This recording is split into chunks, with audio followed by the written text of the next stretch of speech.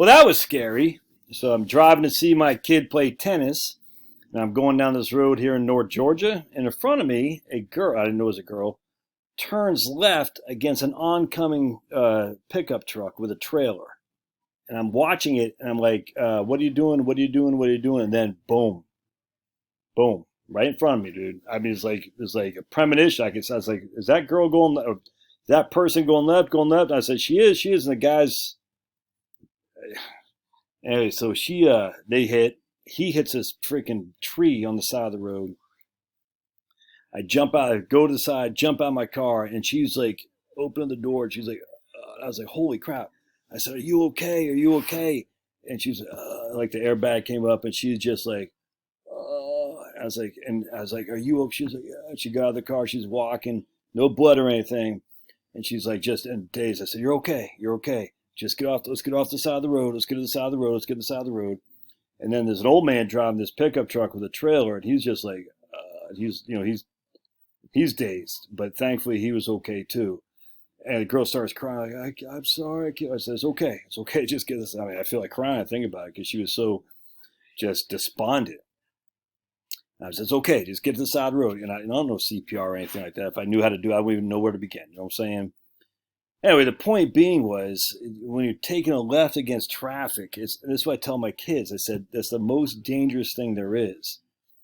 Because you don't just go left. You're still going forward and left while the momentum of the guy coming is still, you're moving into him at the same time. So he's going like this, and you're still going into him. And I tell you that the thing with young drivers is they don't realize how fast the guy is coming while you're turning left. I even make a mistake like that on occasion too. Like, it's not even depth perception so much. It's just, you forget how fast the space closes when you're kind of both going towards each other. And that was bad. And they're all both okay, thankfully. I stayed there to, we called 911 and all that. But anyway, the point being, it always reminds me of just how fragile your life is, dude. If we just look here, motor vehicle fatality rates in the U.S. by year, and it's gone down significantly, and that's great. But you still see, even right now, as of 2021, we had 13 deaths per 100,000, I think it's 100,000 people. 13 deaths per 100,000 population. I mean, that's 13 people who got in the car out of 100,000 people. So Atlanta's got 700,000 people in the city of Atlanta. I'm not in Atlanta. Well, let's just look at Fulton County, for instance. Here in Fulton County, Georgia, we got 1 million people. All right, so if we have 13 deaths per 100,000, that means 13 times a million people, 100. That's 13 times 10, right? Because 100,000, 10 times a million. That's 13. That's 130 people who lived in Georgia, in Fulton County, Georgia, got in their car that day and never came back. And that's just the deaths. How many traffic accidents? Hard to kind of find that number, so I'm not going to bother that much with it, but you get the gist. Anyway, so a lot of people are maimed and a lot of people die because of traffic accidents in the United States. People who had no clue that their car was turned. No clue at all. People thought they were just going to the gym, going to work, going to the freaking baseball game. People who just thought they're going out to get some pizza. 1.6 million caused injuries in the U.S. in 2020, and number 3.6 million caused property damage. The United States among the countries with the highest rate of traffic-related fatalities per 1 million population. I mean, you just don't know when your time's up, dude. And just think if you're, I can't think, I mean, there's many worse ways to go. So this being somewhat hyperbolic. Just imagine though, you're driving to your crappy old job, and you get killed on the way to a job that you hate anyway. Is there any worse way to go? Yes, but that's pretty bad too. You're like, dude, I can't do this. I'm gonna do it for one more year, just one more year, so I can make the extra $25,000 bonus at the end of February. Or you get injured, or dude. I mean, what if you were driving to your crappy old job just one more year, and you got a freaking T-bone? Let's just say you walk away. You're hurt, but you're not dead. What's the likelihood you're going to go back to the crap? You're probably going to sit there and say, life's too short for this crap. Anyway, the point being is it can go like that. You don't know when the time is coming. You don't. I don't, you don't. It's sad, man, to think about people wasting their lives in a crappy old job. I was talking to people today from Kansas, and I thought they're from Missouri, but they're near Kansas City, but they're actually from Kansas City, Kansas, which is where my granddad was born. Anyway, and I was talking about this client I had from like Orange County or something like that in California. She worked in Long Beach, if memory serves, and she lived, I don't know, like an hour and a half each way, inland. I don't know where it is. I can't remember. Orange County, Simi Valley, whatever. I'm not familiar with California. I will never be familiar with California. I don't care. All I know she's driving an hour and a half each way in California traffic. Sold her house, quit a crap little job, moved to Springfield, Missouri. Freaking hell of a lot cheaper house. Her commute's 10 minutes each way. The people are better. She's saving bank. She didn't have $1 million. It's just in a better place. It's safer. It's quieter. It's more comfortable. It's cheaper. Dude. I was just listening to Owen Benjamin talk about Joe Rogan right now. And Joe Rogan was on that apology tour for saying the N-word. It's like, dude, you have all the money in the world, and yet you're still a slave to people that don't care what your language is. They don't care. I mean, the normal people don't care what you say. They don't care.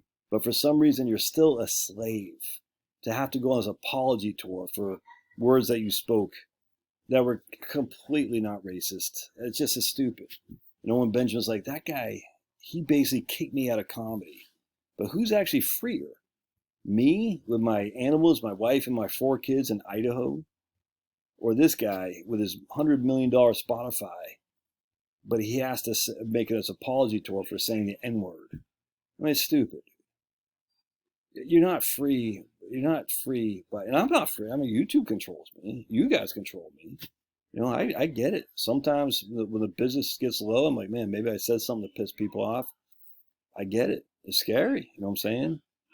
But I'm a hell of a lot freer than have to, basically bow down to DEI and 57 flavors and all this pride crap. You see what I'm saying? Talked to my man at USA the other day. I said, hey, I bet USA's rainbow, pride on the rainbow, aren't they? He goes, yep. And I said, man, it's just all corporate fakery. And yet those are the people that control you. And that doesn't mean you just up and leave. You got to make sure you got financial ducks in a row. But dude, life's too short, man. Life's too short. You're not going to live to your 100. That's just too short. And you can always, again, if things start going bad to worse, you can always get a job digging ditches. And I say that facetiously. There's always work to be done. People still need their yards mowed. Back in the Great Depression, men would just go house to house. Do you need anything done? Anything done? Any labor? You move wood, haul freaking hay, anything. I mean, that might happen again, but it's not now. If it happens again, it doesn't matter that you worked an extra year anyway to save another $25,000 for a bonus. We could. I mean, you could, but you can't prep for that anyway, because we're all going to be in that scenario. You see what I'm saying? And so your extra $25,000 isn't going to save you if we go to a Great Depression where men are going house to house just asking anybody if they can use some work. Anything. I mean, it's crazy. But Josh, you said in your book the Great Depression wasn't a big deal. No, never said it wasn't a big deal. I said for farmers who didn't have debt, they were able to withstand bankruptcy. Did not say it wasn't a big deal. The price of their freaking farming products dropped through the basement floor. That's a fact, and that hurt. But they didn't go bankrupt if they didn't have debt on their farms. That's where the issue is. Saying people didn't go bankrupt is not the same thing as saying they had it easy. If you understand what I'm saying. And Penelope, if you're out there. But my granddad, I get it. Some people had it bad. Farmers didn't. If they did not have debt, they did not go bankrupt. And they didn't have it easy, but they didn't go bankrupt. And they weren't sitting there in the freaking Dust Bowl in Oklahoma. There were some farmers did, 100%. That had nothing to do with the Great Depression. That had to do with the Dust Bowl, so they had to go to California. But people get this thought process, oh my goodness, everybody was on the breadline. Everybody was knocking on doors for food. No, it wasn't. But there were people doing it. I'm not going to lie to you. And there was scarcity. In World War I, we had food rations. That may or may not happen again.